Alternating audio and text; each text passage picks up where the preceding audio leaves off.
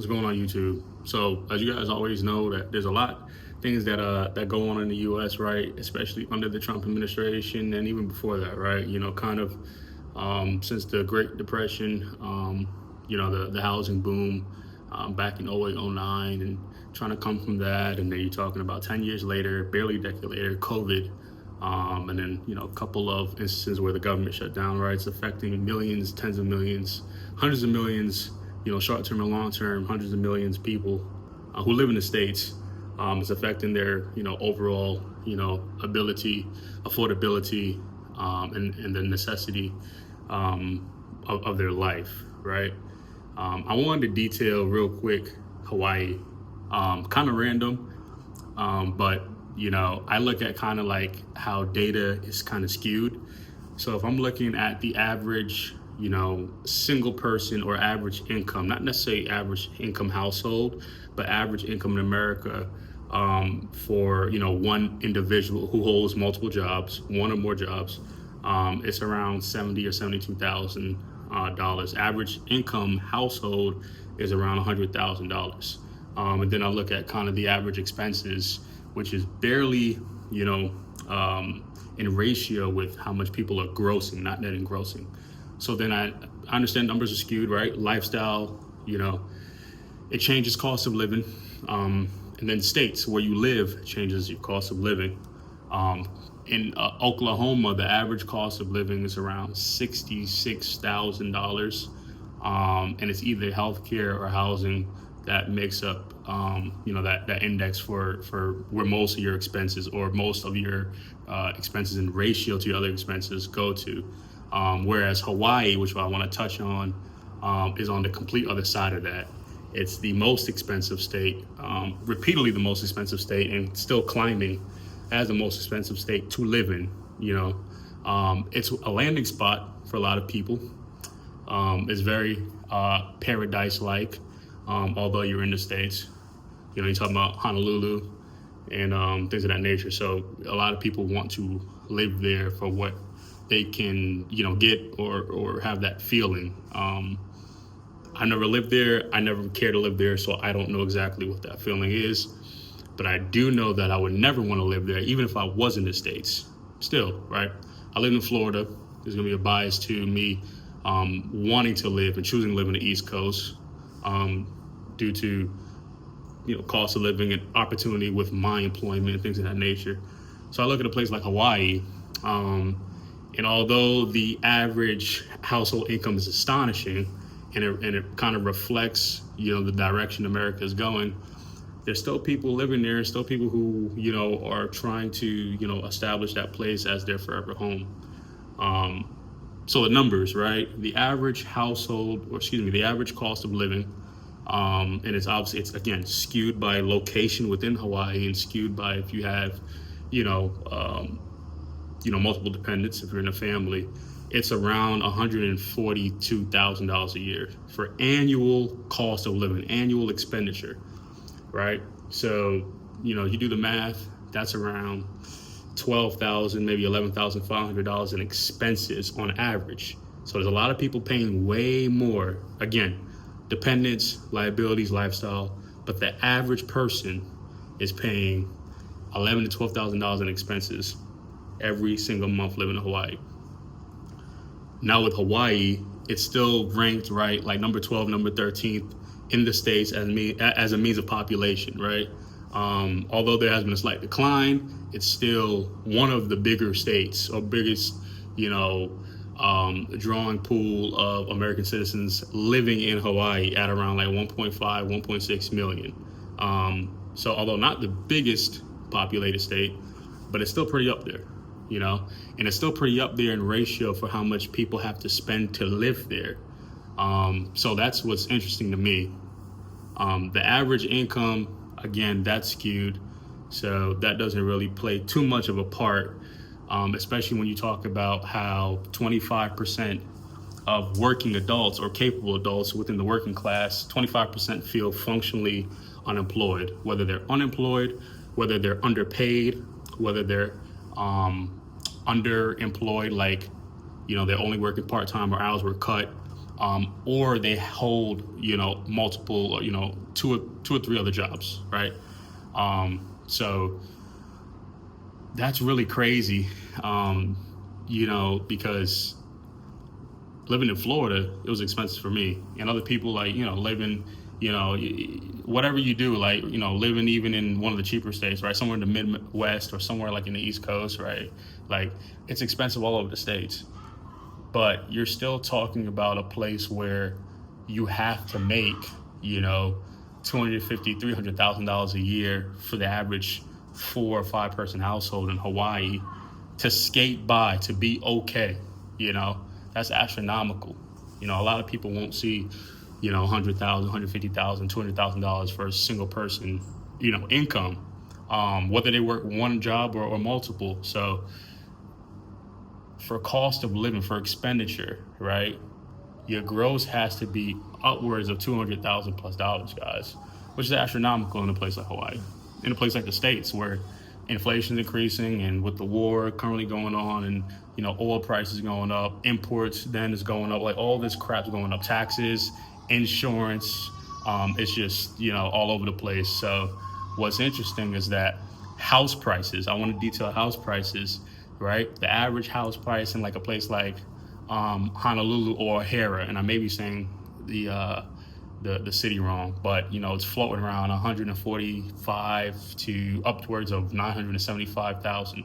There's listings currently on Zillow that show houses, being recently sold upwards of $1 million, right?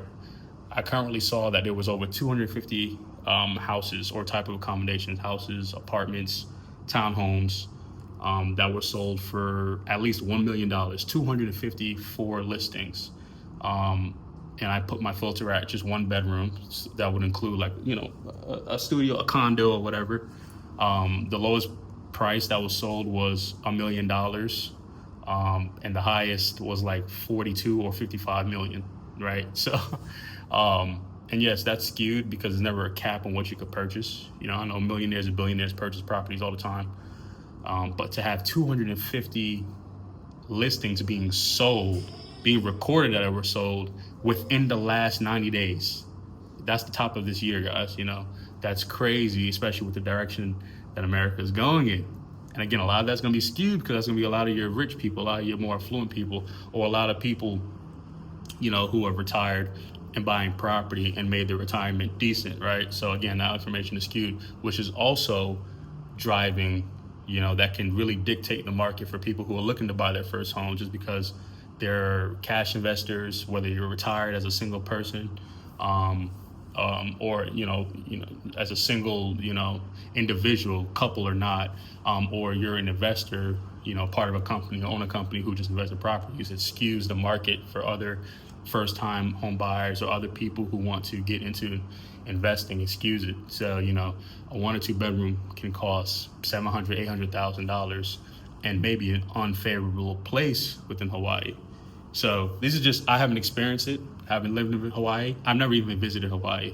It's just numbers I'm reading, and it really tells a tale on just the direction that America is increasingly going in, guys. So I really think that's interesting to know in detail, because although prices is hiking, although the cost of living is astronomical, it's one, if not the most expensive place to live in multiple or most categories within the U.S. There are still, teetering around 2 million people who live there, and people who want to live there, right? Or people who want to live there most of the year. So that's really interesting, because I'm not buying a single family house for $1 million, and it doesn't come with, an acre of land, it's not gated, like it's just not the highest, and amenities, it's not in the best location, like if I have to go to work, can I walk to work from there? You get what I'm saying? Like it's an American type of living, so look at the information yourself, guys. I wanted to talk about Hawaii real quickly. Play it back if I went too fast, fact check it. I looked at different sources, so there's never going to be like a direct like answer or link. I always talk about ranges. I always say estimates about. I reflect different dates and how that can change. but the cost of living is it's just increasing. It's crazy. It's crazy people still live there, in my opinion. And I hope people are planning appropriately, because a lot of people feel like they can't retire, whether you're in Hawaii or the US.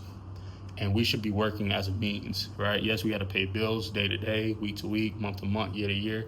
But working should be a means to invest in our life while we work and even after we work. And doing that with a high cost of living, is very, very hard. So I wanted detailed information. Would you guys live in Hawaii? If you guys do live in Hawaii, let me know in the comments, like, what you guys are paying. I've seen that, they're literally, without drawing this too long, I've seen that that banks and mortgage loan providers are approving people, or would approve people who make around $160,000 a year gross, mind you, not including lifestyle, right? $160,000 a year with 20% down at a 7% interest rate. They will approve people to get $1 million house. $1 million house, 7% down, 7% interest rate. Okay, yes, you got to bring $200K to the bank, to the deal, but you're only making $160K gross, right? So in that numbers, that's like $55,000 to $6,000 in mortgages, if not more. Again, depending on the exact price, the exact interest rate, your taxes in that area, your insurance for your home, and exactly how much you put down, any points, anything to closing, blah, blah, blah, the whole package, that's upwards of $6,000 to $7,000 a month in a mortgage for one payment before utilities and everything else. So there's a lot of people, not just in Hawaii, but in the States, who is paying almost $100,000 in mortgage payments or rent, which is insane to me. I wouldn't do either, but it's insane to me. So Hawaii is an interesting place to want to set up shop, set up your home base in, just because of the expense, guys. So that, again, skews it. If you're a home buyer and you're looking to buy a decent home, you're looking to spend $6,000 to $7,000 at least a month on expenses for your house. So usually, right, just do the math. A good ratio in expenses for anywhere in the world, especially the States, you should float around 25 to 28%. So if you're on the 25 to 28%, or if you're 20% at your ratio for cost of living per month for expenditure, and your mortgage is $5,000 or $6,000 or $7,000, I mean that means your expenses is floating around 15 to 20K a month. So it's all about math. It's all about what's coming in versus what's coming out, and just the long-term goal. Do you guys want to retire? Do you guys want to retire early? Do you guys want to work forever? Do you guys want to continue just to have 2, 3, 4 jobs, or go through the lack of employment due to just where the direction of America is going? I don't know. That's tough. That's tough for me. I can't do it. But let me know your experience, because I'm just always interested in hearing about just how people are trying to maneuver. Right? What people think is the best way to go. Do people feel like they should just leave the States? Do people feel like they should just go to another state within America? Can people really limit, budget, and mitigate, risk with finances in America? I mean, is there still hope? Let me know in the comments. Like, subscribe, guys, and we'll talk later, man.